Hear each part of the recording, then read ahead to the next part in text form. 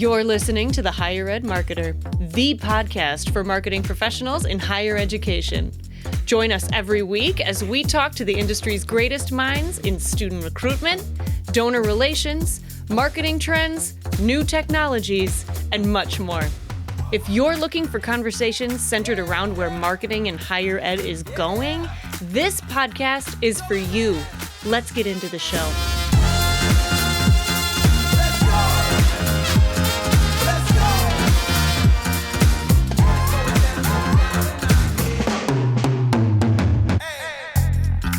Today kicks off our very special ZeeMee summer series of the Higher Ed Marketer. We love ZeeMee. I love ZeeMee. ZeeMee is the student community platform that's been shaping enrollment for over a decade. You know, after 10 years of creating authentic student engagement and analyzing student actions, ZeeMee knows exactly what signals lead to enrollment. And they're bringing the data to colleges to help prioritize the right students to really drive those results. You know, students open ZeeMee an average of 13 times a day, making it the place where Gen Z finds friends, explores colleges, and builds a sense of belonging well before they ever step on campus. You know, and it works. Students on ZeeMee are 2 times more likely to apply, 3.5 times more likely to commit, you know, and 50% less likely to melt. And so if you're ready to make recruitment smarter and more effective, join the ZeeMee movement at ZeeMee.com and let them know that the Higher Ed Marketer sent you.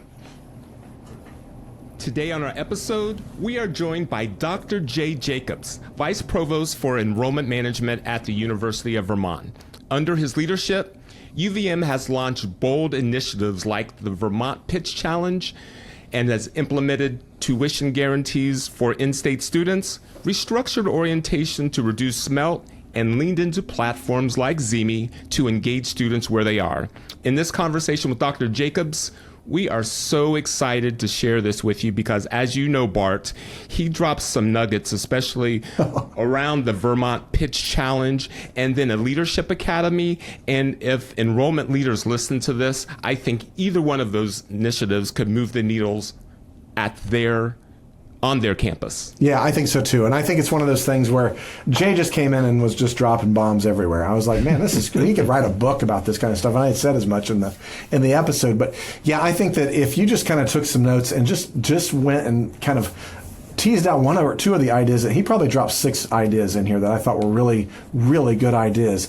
And it's such a creative and innovative way that he approaches these different problems that he has. And that's why I love having this connected with the idea of innovation. So yeah, let's jump right into that conversation. Here's our conversation with Dr. Jay Jacobs. Jay, thank you for joining the Higher Ed Marketer podcast. We are excited to talk to you about innovation, but I have to ask, I love your setup there, and I do see cars going back and forth, so I know it's not one of those fake backgrounds, but I love it. Where are you coming to us from today? I'm coming to you from my office on campus in the Waterman building at the University of Vermont here in Burlington, Vermont. That is a wet green that you see behind me today, but we're finally feeling the throes of summer up here in Vermont. Well, very good. Wonderful. We're eager to learn about everything innovation and what you're doing dynamic up at UVM. But if I may, we always start our conversations with our guests by asking them something to share that they have learned recently that would fall in the interesting or maybe even fun category. Do you have something for us? Yeah, I do.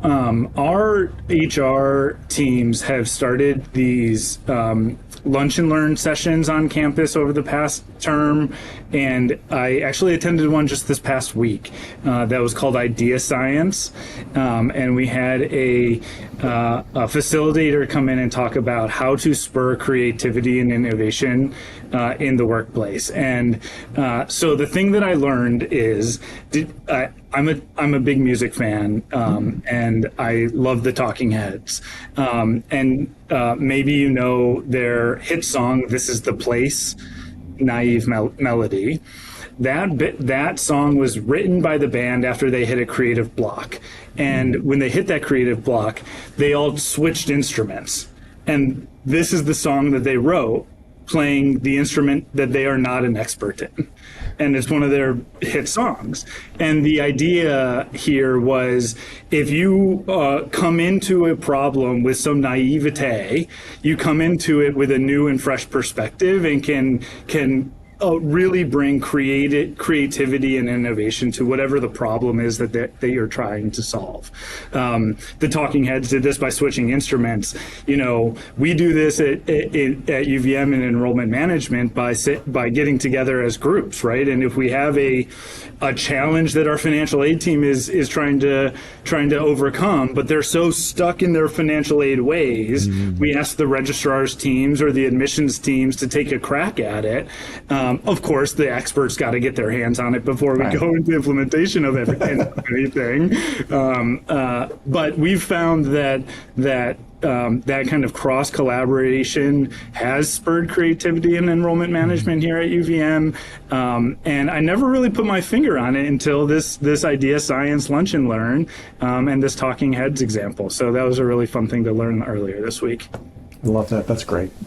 Dr. Jacobs, you came to Vermont in January 2021, right in the middle of COVID, and brought an innovative mindset with you. So if you could share, how did you begin to tackle shifting the institution's culture toward innovation in such a challenging season? Yeah, a really good question. So, I had a little bit of luck where I landed at UVM, where innovation is one of what we call our common ground values, our value system that the entire community adheres to. Our students actually pledge to it on that green before classes every year. There's 6 of them, and innovation happens to be one of them. Overall, the innovation that we are implementing in enrollment, of course, took some time. The first step was looking at some institutional data, right? Funnels, admit rates, yield rates, financial aid regimens, et cetera. It was really obvious, again, going back to the idea of science, it was really obvious to me as an outsider coming in that UVM, a public flagship, a public land grant institution, was acting like a public flagship in a public land grant that primarily enrolled students from our region. Yeah. And when you look at our competitors and our comparators, we are competing with selective national institutions, not these regional publics.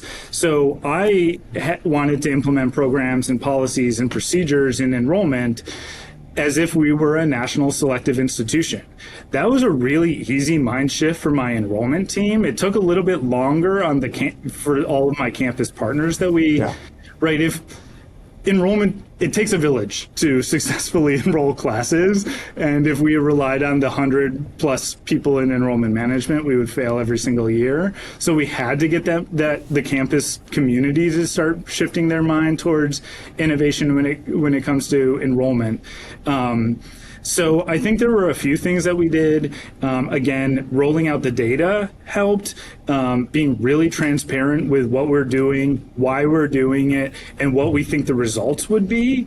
And then, of course, implement that, look at the results, and then recircle back with the campus community and say, here were the results. Here's what worked. Here's what didn't work. And here are our plans to tweak that part so that we see better results in the future. And I think, change management, whether it's innovative change or not innovative change, requires that level of transparency and communication. I always go back to Simon Sinek and with the why there. And I think that being open and being transparent helped the campus community understand what we were doing, why we were doing it, and allowed them to see themselves in our strategy and in our results, which has allowed us over the past 4.5 years since I've gotten here, deliver on results. And again, we need the campus community to help us deliver those results. And it's been such a pleasure. The campus community has gotten there. They've seen what we've been doing. They understand who we're competing against and how competitive our marketplace is. So in order to thrive, we needed to get creative in all ways, programs, policies, procedures, et cetera. Well, if we were not on a podcast, I would stand up and give you a round of applause right now. I just, that's so encouraging to me, because I know how hard change management is just across the board. I mean, you take a look at any, Fortune 500 company or anybody else. It's hard. They write books and articles about it. But to do that in higher ed, I think, is even more difficult, because higher ed is, academia especially, is a little bit more of a staid and predictable, and there's pride in that for a lot of the academicians, and it's challenging sometimes for them to, one, say, yeah, I might consider that, but to actually make that change and to do that and to rally behind, especially someone in enrollment. I'm really applaud you guys on that. So that's well done. And I know that as part of that whole thing, not only did you do everything you just described there, but you also redesigned orientation. You took a look at the retention programs. You kind of dug into all those other things that were kind of like, a lot of people like to do those things and just set it and forget it. But you kind of remodeled some of those things. And so tell us about that, because I understand that some of that resulted in, really affecting the summer melt. It affected boosting first year retention to record levels. How did that look? How did that transformation look like? And what do you kind of, name as some things that helped with that? Sure. Well, firstly, change management in higher education is a process. It's a process anywhere. Yeah. It's probably a little bit longer of a process at higher ed. That's a nice way to say it. And I appreciate the applause, but I can't say that I got 100% of every change management process right. So we'll name that too. When it comes to orientation and retention, let me start with orientation. Orientation, the change management process was somewhat of a top-down process, and I wasn't really involved with that. When I got here, the decision had been made to move from a midsummer, welcome new students in June for orientation. They come to orientation for a handful of days, go home, and then come back to campus when classes start, to an August model. So we went from that midsummer model to an August model, with orientation butting up right against the start of classes. And orientation moved from one division, the Division of Student Affairs, to the Division of Enrollment Management. So that allowed us to kind of start with a fresh, clean slate, and these cultural changes kind of helped lead that redesign of orientation. So, like you mentioned, Bart, in 2021, when I got here, we were still very much in pandemic thinking, and we knew that we wanted, especially with the shift of the time frame of orientation, we needed online orientation programs to keep students engaged throughout the summer, curb melt, and get them excited about their UVM career. In the first year, we heard pitches from a number of vendors that could help us do that. We actually decided to try it ourselves and do it all in-house. Sure. Over time, we realized how important that student-to-student interaction was, and that was something that we couldn't offer our students to connect with each other in really organic ways. And that's when we learned about ZeeMee and started to partner with ZeeMee. Our team who manages ZeeMee has leaned in full freight and is using ZeeMee to its fullest extent. Every year, I think this is the second or third year we're using ZeeMee, we've learned new ways of how we engage and how we improved the use on that platform and how we spur that student-to-student connection. And it's been outstanding. It really allows students to understand who their classmates are, find friends, community, belongingness, even before they show up on our campus for orientation. I think also as administrators, we kind of have a glimpse into what is important to students, what's on the top of their minds, which allows us, ever so slightly a lead time to be ready for that, for when they get here on campus and say, this class really cares about X, we better think about how we're delivering. So that's been really, really fun. Similarly, in the retention world, when I came here, I inherited a small but mighty team of 2 that were overseeing retention strategy and our student success solution. Yeah. And what I ultimately did was merge the orientation teams and that retention teams.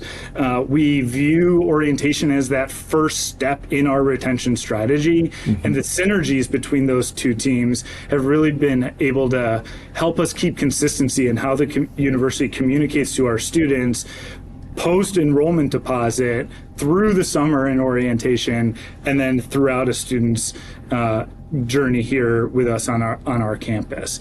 It's allowed us to build and maintain those positive campus partnerships. And again, we're right. Retention is everybody's baby. It's not just enrollment management's baby. This has allowed us to really kind of see the retention world at UVM from a 30,000 foot view that allows us to say, hey, you're doing something really interesting in the College of Agriculture and Life Sciences, and it helped retention with these specific types of students. I know that our Rubenstein School for Environment and Natural Resources are having similar problems. Right. Can you go talk to that team over there and teach them what you did so that they can tweak and then implement a similar type of program? I like that, and I want to point out a couple things before we move on to the next section, because I really want people to kind of take note of this, because I think there's a couple things that you talked about that I think is unique and that I want to kind of raise to the top. So first of all, I liked how you said retention is everybody's baby, and that's true. But the problem is that a lot of times nobody's the parent of that baby. It just floats around. And I love the fact that you and your team have basically claimed it and said, we're going to drive it, because at the end of the day, we're the one who has to fix it if it breaks. Because I mean, if retention's a problem, enrollment management's the one who has to fill the bucket back up to the top. And so I love the fact that you guys are doing that. And the other thing I really like, and I'm curious, just as a follow-up question, I'm sure there are some, VPs of enrollment management that are listening that are like, yes, bring it on. I've been wanting forever to do orientation and have that control, that consistency. I hear other ones saying, oh my gosh, don't give me another thing to do. So would you tell those two different audiences? Because I personally think that as much as enrollment, that consistency of the relationship, because where the wheels fall off is where there's a mishandoff to student life or whoever is doing orientation, and all of a sudden what we sell, and people are going to get mad, that's the word, guys, sell versus what we deliver, those are not matching up, and there's friction that's created. So maybe speak into some of what I just said. Yeah, I mean, I think my what I would say to those two camps of enrollment managers, the camp that says, yeah, I want orientation, I want retention, the first thing that came to my thought is be careful what you wish for. Exactly. That's what I thought too. So but I would say, like, great, grab it, and if that's something that you think your team has capacity for or can enhance, then lean in there as a collaborative partner. Again, like, we in enrollment management enrollment management is an interesting title, right? Because we're responsible for managing enrollment, and we can't manage enrollment without the help of many other people across campus. The second group of people who says, oh boy, I got so much on my plate, I totally empathize with those enrollment managers too. And I would say, I like the way you put it, Bart, this baby needs a parent, and it needs a parent who can see the full purview of a student journey and of the institution. And so if it lives in a school or a college, they are, as they should, care about the students in their school or college and only their school or college. But we know, to the university's bottom line, that enrollment across the institution matters. So if you're not the person who owns it, then get to know the person who owns it so that you can help drive successful strategies that curb melt, increase retention, and overall just increase student satisfaction with whatever, to your point, Bart, whatever you're selling, whatever you're delivering on campus, because that's a virtuous cycle, right? While, I know this is the higher ed marketing podcast, marketing is not going to solve all of your problems. Nope. And student word of mouth is the gold standard of marketing out there. Exactly. If one student comes here and says, I am having such a great time at UVM, or man, I was nervous about this and UVM helped me with my acute problem, that word of mouth marketing is only going to help fill our funnel in more ways than paying 53 cents a piece to the College Board. Exactly. Amen. Thank you. And that's why I love ZeeMee so much, is because that is what that's about, is that word of mouth. It's that peer-to-peer that you talked about earlier. Yeah. And students talk, and students listen, and students believe more from their peers. The research shows that they believe their peers more than they believe the authoritative, the officials at the institution. So, thanks for sharing that, Jay. That's awesome. Jay, we know that one of the most creative things happening at UVM is the Vermont Pitch Challenge, an entrepreneur competition that's also a strategic enrollment tool. So could you tell us a little bit about the challenge and what was the original goal when you first launched it? Sure. So we studied our inquiry pool and our admit pools, which I'm sure many enrollment managers do. And one of the things that really came out of that was if we leaned into entrepreneurship and innovation programs, and if we instilled in entrepreneurship and innovation throughout our culture on campus, academically and co-curricularly, we would see more students inquire to become University of Vermont students. We would see higher yield rates of admitted students to the University of Vermont. And if you break down that funnel by cohort, it would increase the types of students who we want to attract here. One of those cohorts at UVM, an underrepresented cohort at UVM, are male students. And so we went about studying how do we infuse entrepreneurship and innovation, and how do we get more male students in our inquiry pool so that we can drive conversion to application and ultimately enrolled students. So the Vermont Pitch Challenge was created. The Vermont Pitch Challenge is a like you said, Troy, a entrepreneurship pitch competition for high school students. Think Shark Tank, where we put a call out to high school students across the world, grades 10 through 12, and we asked them to send us your business ideas and pitches. Then we have a team of students, current students at UVM, part of our entrepreneurship club, who calls through all of those pitches and ranks them and comes up with a list of 5 finalists. We invite those 5 finalists to come and pitch to that same group of student judges in person on campus in April. All 5 of those finalists are winners. All of them leave campus with a prize. The top prize is a full tuition and fees scholarship to the University of Vermont. Second and third place prize is a $5,000 cash prize, and fourth and fifth place is a $1,000 cash prize. The original goal of the Vermont Pitch Challenge, I think, was threefold. Help students showcase their ideas and strengthen their entrepreneurial skills, and ultimately their college applications. Yeah. Heighten the University of Vermont brand around entrepreneurship and innovation, and then increase male inquiries. And we have seen this. We just finished a couple of months ago our second Vermont Pitch Challenge. We're already in the planning for next year's Vermont Pitch Challenge, and the results have been outstanding. We've seen in both of the prior years, we've seen about 1,000 new inquiries come in from the Vermont Pitch Challenge, and 60% of those inquiries are male inquiries, where it's almost flip-flopped. 60% of all of the other inquiries are female inquiries in our pool. So it's something that we think aligns with our brand, aligns with our values, and is certainly helping us meet our enrollment goals.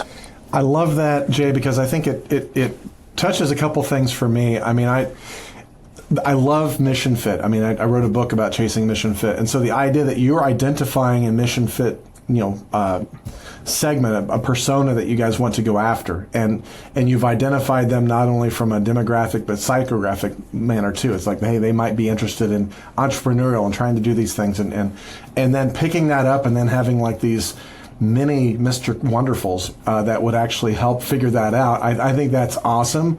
And I think the idea of having that as part of your innovation culture. I mean, that's the thing I love about this, is that when we talk about innovation, I think sometimes people get confused and they think, oh, well, that must be the IT department, or that must be computer science. Yeah. Innovation is ideation, folks. It's the idea that we're coming up with innovative ideas. We're coming up with innovative ways to solve problems. And I love that this Vermont Pitch Challenge is really this idea that is an innovative idea to kind of solve a problem that you all have. And so kudos to you guys on that. And I'm sure that there's been all kinds. I mean, you've done it for 2 years now, and you've had at least over 1,000, if not 1,500 additional inquiries or whatever over the course of 2 years. What kind of student stories are coming out of this? Because I mean, I'm guessing there's a ton of stories that are coming out, and that's also shaping the perception. Because a lot of these students, especially if it's worldwide, they might not have ever heard of UVM until they actually heard about the pitch. And so, tell me about that. Oh, there's so many great stories, Bart. It's hard to choose. Let me give you a few of them. The first story is about Logan. He's actually a current student here at UVM and one of our lead judges. He actually won our Myers Cup. It's funded by a donor for current students. It's a pitch challenge for current students at UVM. He and a group of a few other UVM students pitched a business called Campus Storage Solutions that helps university students across the country store their stuff over summer so they don't have to move it back and forth to and from campus all the time. Anyways, he's one of our lead judges. They won the Myers Cup, which is a $225,000 prize to go towards their business. Again, a lead judge. Logan is the complete opposite of Mr. Wonderful. He is smart and entrepreneurial, but he is like the nicest human being in the world, to the point where one of this year's pitch challenge submissions, who was not named a finalist, he is in touch with Logan, and Logan is mentoring this budding entrepreneur free of charge because Logan just loves helping budding entrepreneurs. So that's one story. I also want to highlight two of the past year's finalists. One is our winner from last year, Maddie. He's from New Jersey. He's actually enrolling at the University of Vermont on that full tuition and fees scholarship next fall with his idea of Boxer Breeze, which is kind of like it's an underwear company made out of sustainable materials, but has a recycling component to it. So, when your undergarments get a little ratty and have that hole, instead of tossing them in the trash, his idea is you can send them back to Boxer Breeze. They will use those materials to make a new pair of boxers and send you back a new pair of boxers. So that's an interesting one. And then the last one that I'll highlight was from the first year, Danny. He was actually from the U.S. Virgin Islands and had an outstanding pitch. I believe he was a $5,000 award winner last year for an agroecology business to help farmers in the U.S. Virgin Islands obtain cheap and reliable agro equipment to make their farming more efficient and more sustainable. So so many good stories. I mean, I hope if you two or if the listeners have the chance to go to our Vermont Pitch Challenge website, go take a peek at the finalists. I mean, all of the ideas are just outstanding and really socially responsible. Well, we'll put that link in the show notes so everybody can kind of click on that. So what a great tool. Yes, very inspiring, and thank you for sharing. Would love to move the topic to enrollment leadership and marketing alignment. And as Vice Provost for Enrollment Management, you oversee several areas. So would like to know, what is your secret for keeping your teams aligned? As everyone knows in higher ed, it's often easy for them to stay in silos. It is. I mean, I think it goes back to what I was talking about a few questions ago, Troy, about just kind of open and transparent communication, and making sure that everybody knows where everybody is and what's going on. There's a few different ways that I do that with our team in the division. Of course, a mentor of mine used to say there are two types of people: those who like retreats and those who don't like retreats. We do 2 half-day retreats every year. One we just had earlier this week, actually, where at the end of an academic year, we make sure that we celebrate our successes from the past academic year, and we allow all the directors of all the functional units get up on stage and talk about what they did this year. And I think that's really eye-opening for folks throughout the division who aren't in those functional areas. And then the one that we do at the beginning of the academic year is goal setting, so that everybody knows what goals the functional teams are working towards that academic year. I send out a quarterly newsletter that we call The Catch, and I ask all of my directors to put together 3 bullets for me on what they were working on this past quarter and what they're 3 bullet points on what they're working on this coming quarter. Again, just to make sure that everybody kind of understands the X's and O's of what's happening throughout the division, right? I don't expect an admission officer to understand what the program managers in the registrar's office are doing on a day-to-day basis, but this gives them a little bit of a taste. And then, of course, I do senior team meetings every weekly and one-on-ones and all of that kind of stuff. There's a few other things that I'd want to highlight and hope that my counterparts at other institutions steal from me. I do skip level meetings every summer with my direct reports, one-on-one, and ask them, how are you feeling valued? What do you think our values are? What can we be doing better? Is there stuff that I should know about that, the top of the pyramid doesn't hear on a day-to-day basis? What are prospective students telling you? What are trends that you're hearing? How's the team feeling? What's the morale like? Those kinds of questions. We also do what we call SLAM meetings, which is full half-day meetings with me, my direct reports, and their direct reports. So pretty much the people managers throughout the division. And those meetings can go one of 2 ways. Hey, I've noticed that we're having a hard time with crucial conversations around performance evaluations. Let's talk about how we do that. Or the other way is these big rock items that require cross-unit collaboration that's just hard to find time to collaborate on in the throes of the cycle. So this is actually the genesis of the SLAM meetings. When I got here, I wanted our financial aid offers to go out at time of our admission. There was some amount of time in between when a student got their admission offer and then their financial aid offer, and I wanted to close that gap.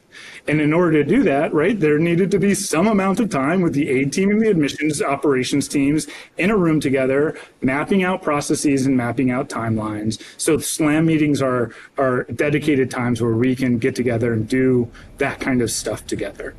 Excellent.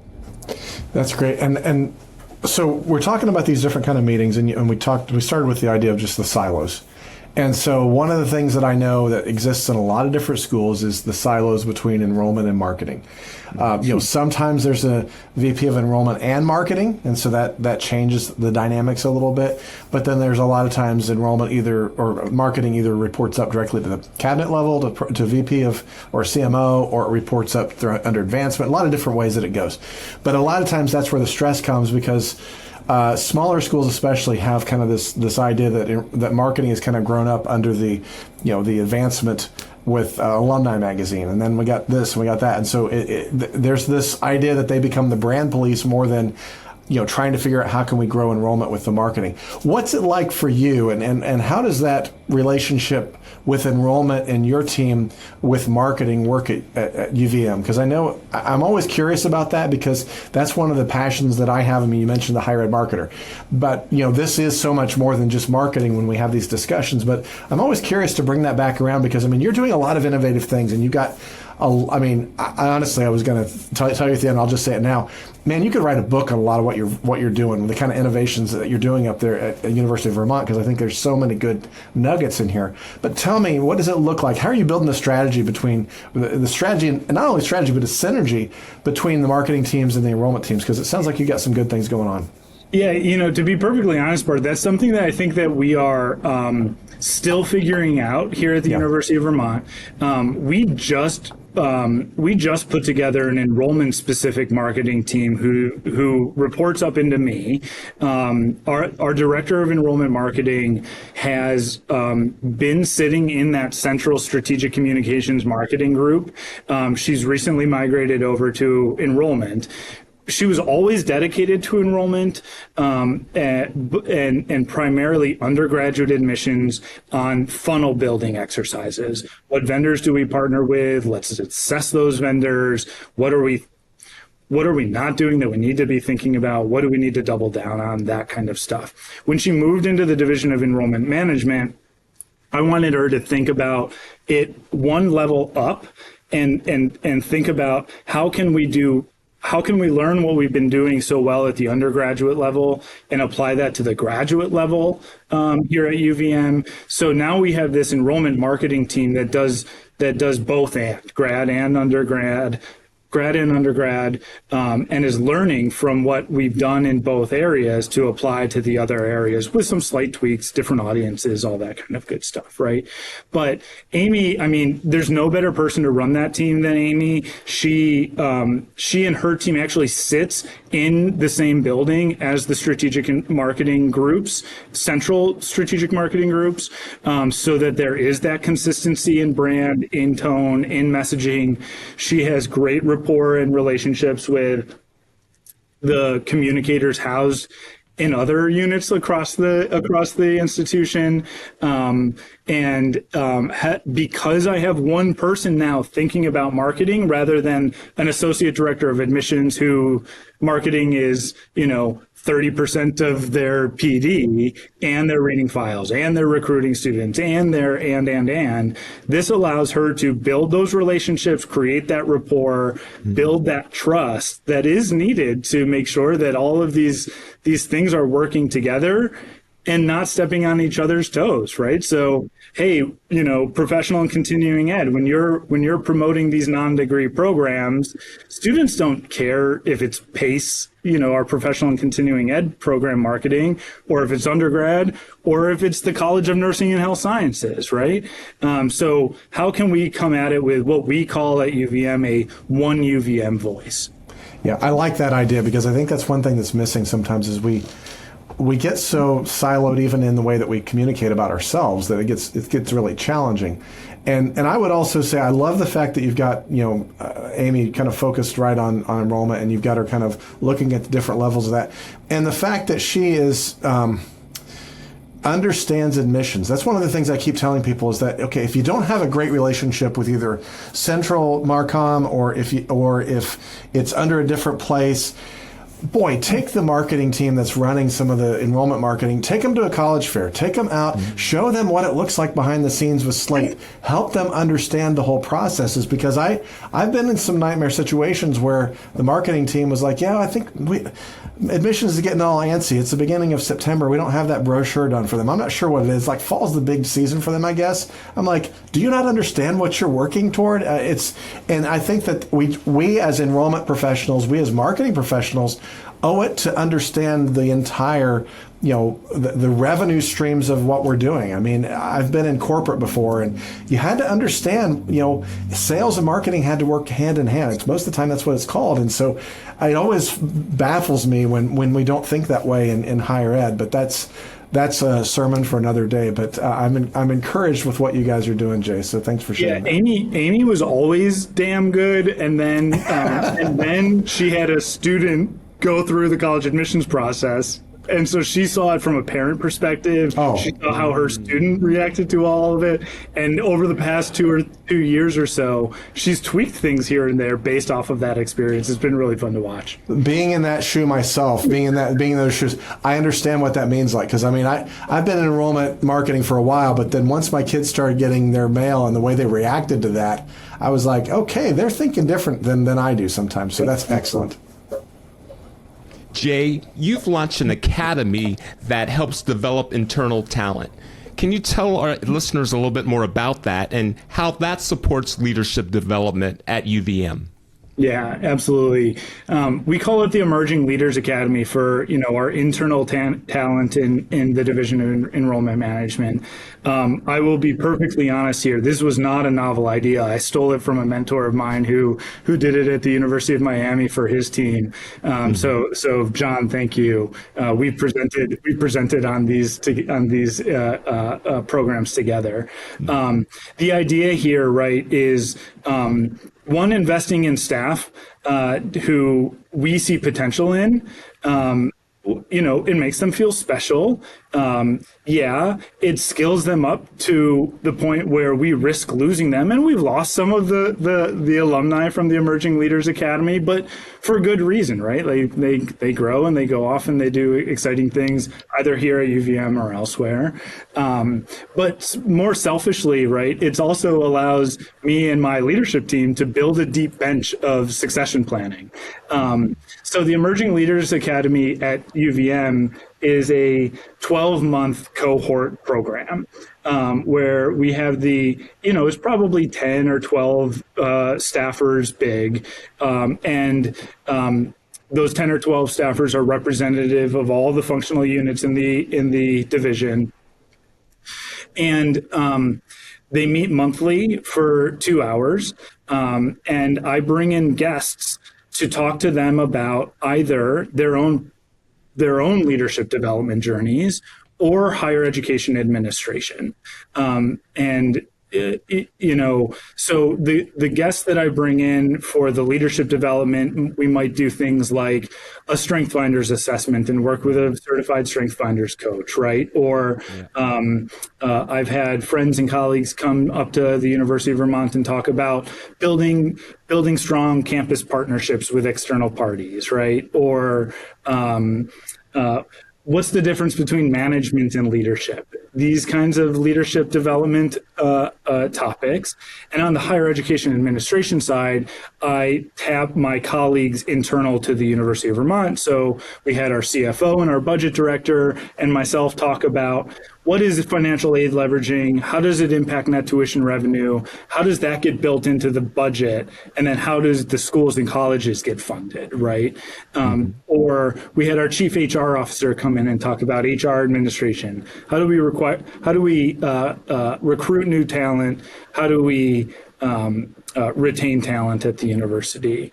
Or we had our athletic director come in and talk about Title IX and how do we schedule, how do we determine who we play in basketball or in soccer every year? What's that look like? How does that impact the budget? This pay to play.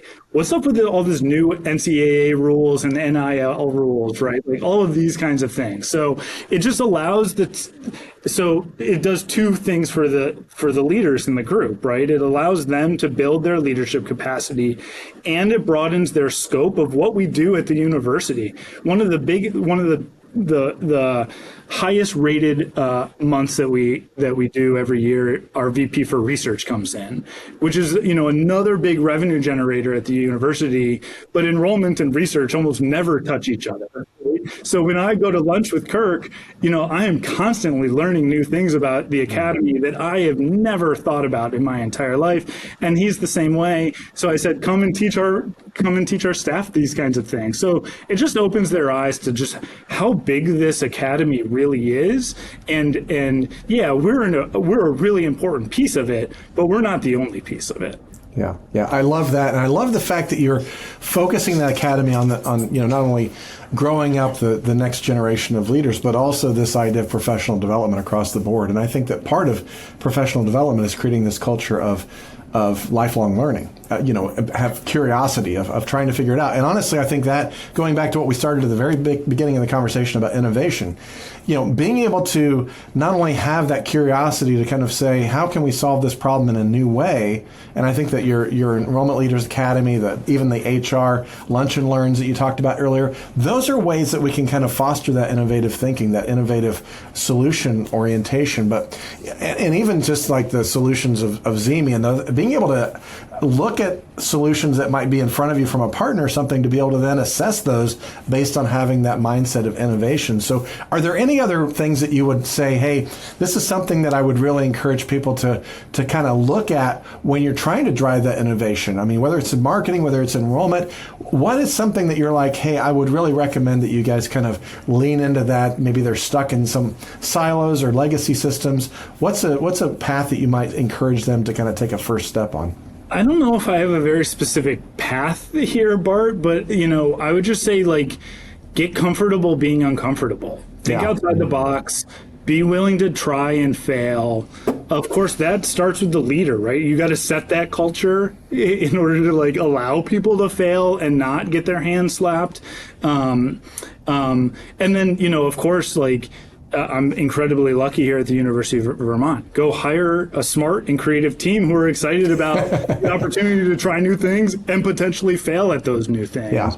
And my team has embraced that mentality. That's great.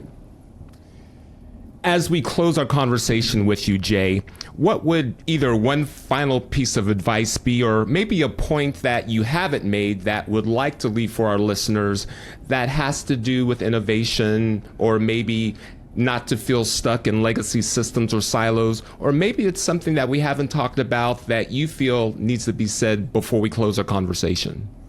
Yeah, I guess the last piece of advice to drive innovation is find a mentor. And, I mentioned John earlier, John Haller. He used to be the VP at the University of Vermont and then at Denison. I mean, the list of my mentors goes on and on and on. And, when I'm thinking about trying something, I pick them up and pick up the phone and call them and say, hey, John, I'm thinking about this thing. Am I crazy?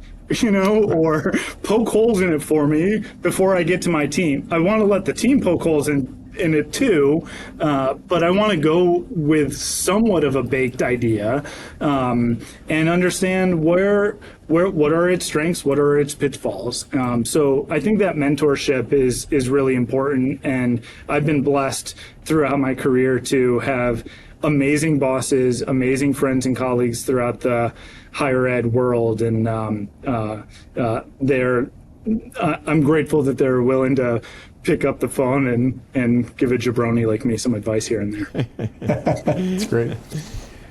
Jay, thank you so much for the 45-minute mentoring session that you've just provided to our listeners. And if someone would like to either follow or connect with you, what would be the best way for them to connect or follow you be? LinkedIn is probably the best. Jay Jacobs on LinkedIn. Of course, you feel free to reach out to me via email, jason.jacobs@uvm.edu. Again, Jay, thank you so much for this wonderful conversation. That was both productive and very informative. Thank you, Troy. Thank you, Bart. Good to see you both. Good to see you. Thank you. Bart, do you have any final thoughts that you would like to share? Yeah, this was just one of my favorite episodes, I'll be honest with you, because so much of what Jay is talking about, I think that, I kind of live that. I mean, I named my company Kaler Solutions because I really wanted to lean into providing solutions and being innovative in the way that we look at things, not just, replace your logo here type of thing. And so I really have enjoyed this conversation. I like the idea of leaning into mentors, leaning into people around you. Higher ed is an awesome place. This is the one industry I've ever been a part of where people freely share ideas. And so I think that, getting involved in, whether it's AMA, whether it is, different regional NACAC or things like that, get involved and find those people that can either be mentors or even peers. Because I think we talked about, with ZeeMee, students are using that peer-to-peer network to figure out where they want to go to college, who they want to room with, what friends they want to have. And they're doing that whether you know it or not. And so, you need to kind of understand that a little bit more. And so being able to find those mentors, being able to lean into innovation, being able to do creative things, I think this is what I've really enjoyed about this conversation. So thanks again, Jay. And I also want to do special thanks to our friends at ZeeMee. They sponsored today's conversation as well as the ZeeMee Summer Series. So if you visit ZeeMee.com, you can learn more about everything we've been talking about. ZeeMee is the watering hole that you need to add to your marketing enrollment toolbox. I'm a big believer in them, and so we thank them for helping us out today. And thanks for the introduction to Jay. I didn't know Jay until ZeeMee said, hey, Tyler said, hey, you got to meet Jay. He's great. So thanks, Jay, and really appreciate it. Thank you, guys. To our audience, thank you so much for listening to the Higher Ed Marketer Podcast. If you enjoyed this episode, please subscribe to the show, leave us a review, and share it with your colleagues in higher ed. And don't forget to follow us on LinkedIn at The Higher Ed Marketer for more updates and insights. We'll see you next week. And the Higher Ed Marketer Podcast is powered by Kaler Solutions, your go-to partner for higher ed mission fit, marketing strategies, enrollment, and branding needs. And sponsored by Ring Digital, the ad targeting experts for higher ed, putting you in front of your specific prospects and inquiries with provable, measurable increases in lift and yield. On behalf of Bart Kaler, myself, and our wonderful guest, Jay Jacobs, thank you so much for joining this episode.